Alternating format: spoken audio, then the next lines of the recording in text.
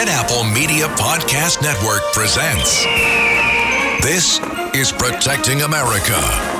Now, here's Emmy-winning journalist Rita Cosby.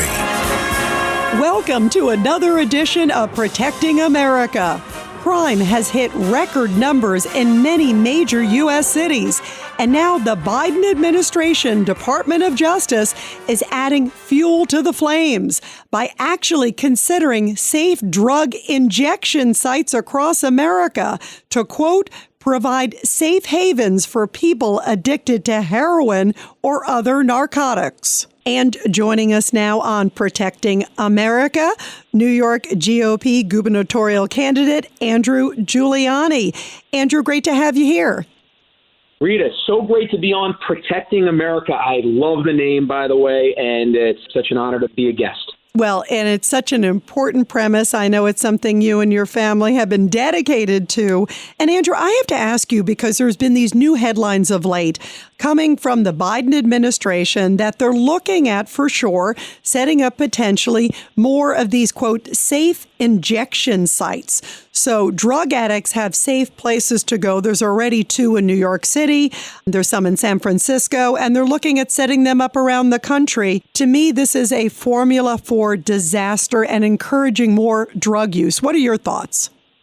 Well, I was wondering what Bill de Blasio was going to do after leaving office. And there's obviously a lot of talk about him running for Congress in the Staten Island seat, the new gerrymandered Staten Island seat. But I have to tell you, maybe he's Biden's advisor on this, because this really ends up piggybacking off of what he did as a lame duck mayor. I believe even it was after the mayoral election when he added more of these injection sites into areas of, if I remember, in East Harlem and Washington Heights, and some of the most dangerous neighborhoods in Manhattan. And unfortunately, what you're going to see is you're just going to see more and more crime continue to spike because of this. And now with the Biden administration pushing, and I believe their tagline is safe smoking kits.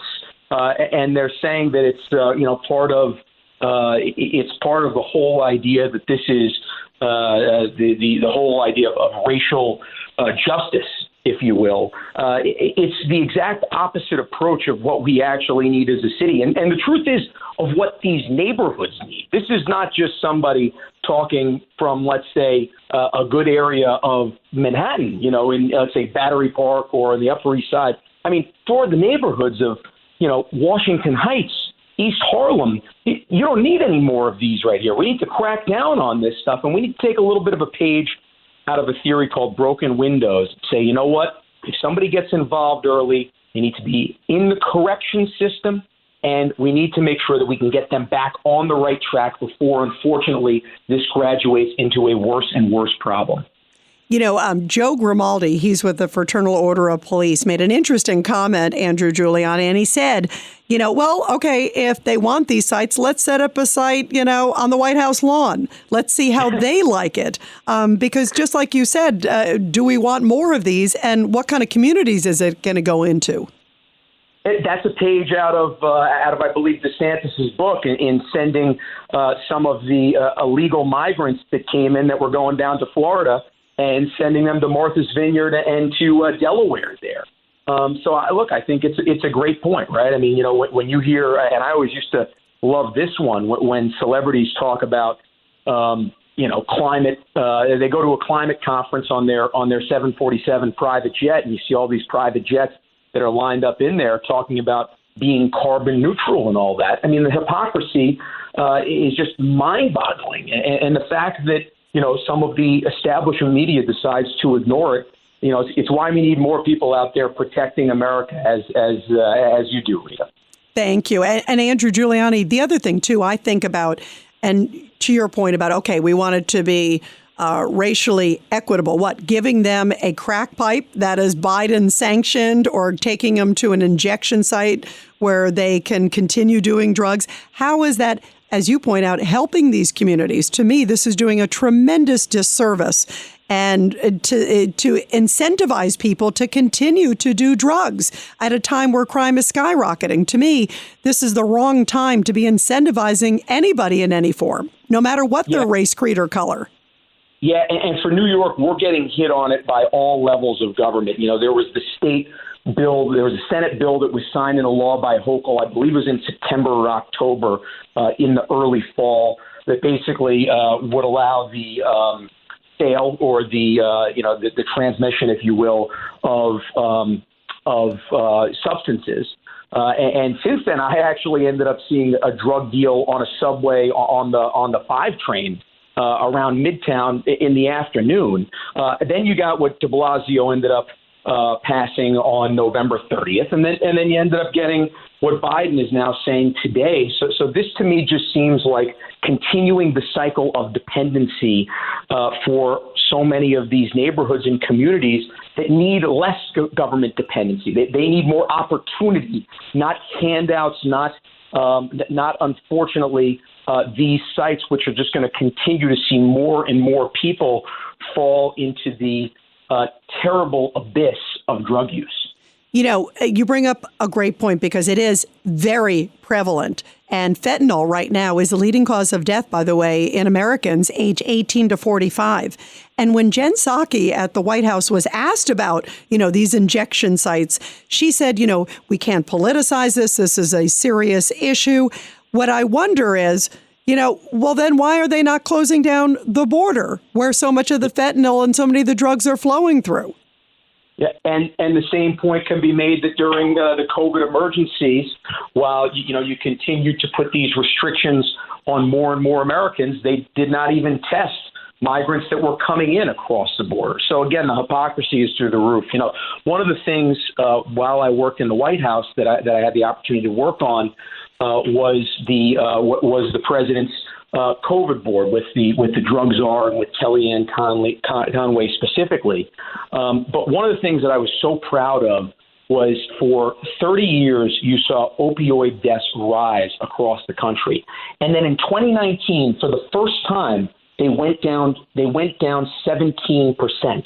And of course, one of the really, really sad things about COVID is it has skyrocketed to new highs because of this isolation. I just had a very good friend of mine lose a brother a few weeks ago to it, and it's just unbelievably heartbreaking when you see somebody who's in their 20s or in their 30s that ends up having to deal with this. I think so many times you heard Nancy Reagan getting made fun of, or even President Trump getting made fun of as saying just say no. Well, the truth is, if you don't introduce these things to young Americans, then they don't get hooked on it. So really the best thing that you can do is utilize our cultural leaders, even more than political leaders. I always looked at it this way.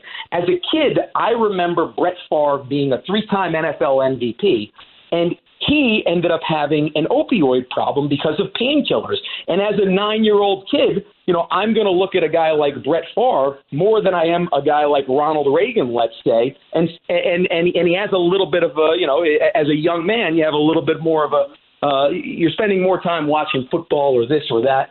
And to me, it made such an impression. So I think from our leaders, whether they're political, whether our sports leaders, those in entertainment, it shouldn't be political. But we need to make sure that we're telling these children exactly what they're getting into when it comes to this, not providing more opportunity to take more of these hard drugs. Yeah, absolutely. I agree. And everybody, we are talking to Andrew Giuliani. Andrew, I also, as you touch on sort of the politics of it all and how broad it is, President Joe Biden, it was interesting. I was looking at old videotape, and it was in the 1990s. He's like, look, if you do crack cocaine, 5 years, that's it. Judges, no margin. And here it is, fast forward, he's got his own son, Hunter Biden, who, is like the poster boy, it seems like, for that. Yeah, hypocrisy again. I don't know. That should be maybe the title of this episode here, because we really are seeing all the hypocrisy.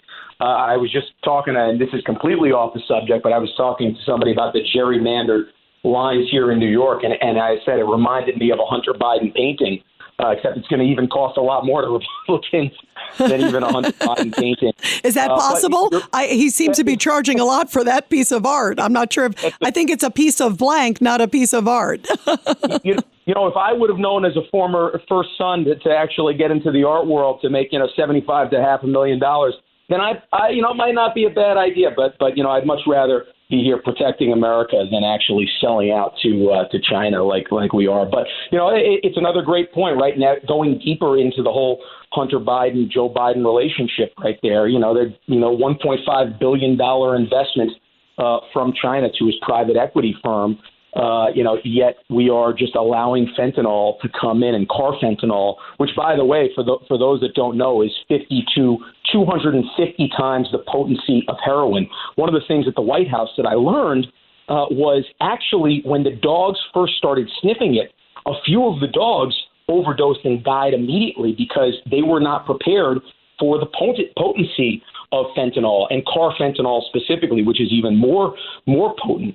And the other thing, and I think it's just, you got to grip your head around this because, if you're not addicted or if you're not looking for that high, you don't even realize it. But drug dealers on the streets are actually looking to make people overdose. And the reason is, if you're addicted, you're chasing that first high. And if somebody overdoses, that drug dealer actually gets street credit and more people try to seek his stuff. And it's kind of this fascinating thing you wouldn't think about if you actually were not addicted. But that's how, somebody who unfortunately is addicted thinks. And it's why we can't introduce more people to this. We need to make sure we're doing everything we can to interdict and make sure that less of this is coming in and there's less opportunity to actually shoot up. Absolutely. And it is so devastating, as you talk about, and firsthand, as you mentioned, from your friend's brother and from just circumstances out there. There's so many families that are touched by this, and so many young people that think, okay, they're getting the authentic stuff, and then it's laced with fentanyl, and as you point out, deadly even to humans and animals. That was fascinating when you just said that, Andrew. I want to ask you, too, at the time of we are talking about all this, this comes at a time where crime is skyrocketing across the country. There are 16 major cities in America that have booming homicide rates, booming crime rates. You look at some of the numbers, you have seen it. It's so bad that Al Sharpton is talking about, just how difficult crime is, that they're locking up his toothpaste. That's Al Sharpton's complaint, but he was on Morning Joe on MSNBC saying, crime is so bad, people are robbing stores left and right. Discuss the climate, because you have seen New York on so many different phases, you and your family, and your dad did such a superb job as mayor. Rita, can you imagine that the left has gone so bonkers that Al Sharpton actually is appearing like the voice of reason to the left at this point? It's kind of amazing. What I touched on in the very beginning, I think really is the fundamental truth of this. When you look at, looking at misdemeanors as non-prosecutable offenses, and even when you add in resisting arrest and armed robbery, like D.A. Bragg said to his assistant DAs, you're doing the exact opposite of broken windows theory. You are taking the cops and you're putting them in an impossible situation, and you're basically you're turning them from a proactive force to a reactive force. And unfortunately, if you do that, the citizens of New York are going to suffer. One of the things, too, as Psaki ended up bringing up, that this was about kind of the, restorative justice, if you will, with these sites. And I think it's so important, if anybody wants to look up the crime numbers in New York over the last 30 years, to see where we were in the early 90s, 2,200 murders a year for a couple of years, getting down just 7-8 years ago to below 300, now back up to a little shy of 500. What you'll see is, always in New York City, 65 to 75% of those who are murdered are African-American or Hispanic-American New Yorkers. So the truth is, the people who end up suffering the most from this, the people whose lives end up getting cut short from all these absurd policies when it comes to putting the cops in these terrible and impossible situations, are African-American and Hispanic-American New Yorkers. So, we need to look at what has worked over the last 30 years, what has not worked, and have a very common sense approach to this. And I think we need to make sure we want a police force that's going to be proactive and not forcing them to be reactive. Absolutely. And are you astounded that there are still a handful of New York politicians who, in the height of all of this combination that we're talking about, the potential of more injection sites, the rise of crime, in this sort of cauldron, if you will, Andrew Giuliani, that there are legislators who are still saying, no, we're not going to change, the no cash bail. We're not going to change bail reform.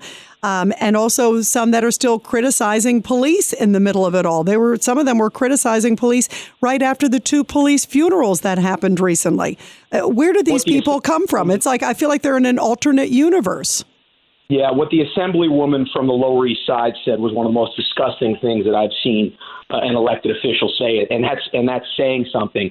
Am I astounded? I guess the naive one in me says yes. I guess the one who's seen enough of this says no, I'm not astounded, but disappointed. And I've pointed this out a few times now. I sat through Kathy Hochul's State of the State speech about a month ago now, and she mentioned crime around the 16 or 17-minute mark of her speech, kind of cursory. You could tell it was a check-the-box thing that she could do. It was the 7th or 8th issue that she brought up, and she never ended up bringing up cashless bail or bail reform. And I think, to me, it was a very, very simple signal to anybody who's watched and followed politics for a long time. She is looking and making sure that she courts the radicals in her party and that nobody outflanks her to the left. And unfortunately, she is playing politics instead of actually protecting New Yorkers. And that is the disgusting part about all of this.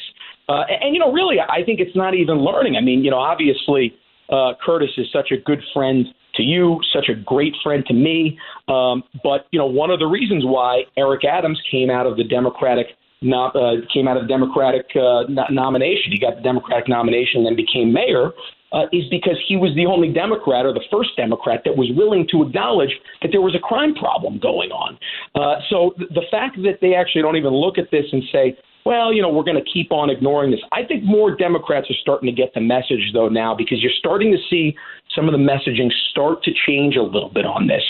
But unfortunately, they're looking at the polling numbers and not the actual crime numbers. It should be the crime numbers of New Yorkers and of Americans that are dictating the policy, not the polling numbers. Yeah, absolutely. It should be driven by what's right for the city, what's right for the country, and for so many cities across America, because this is a huge issue.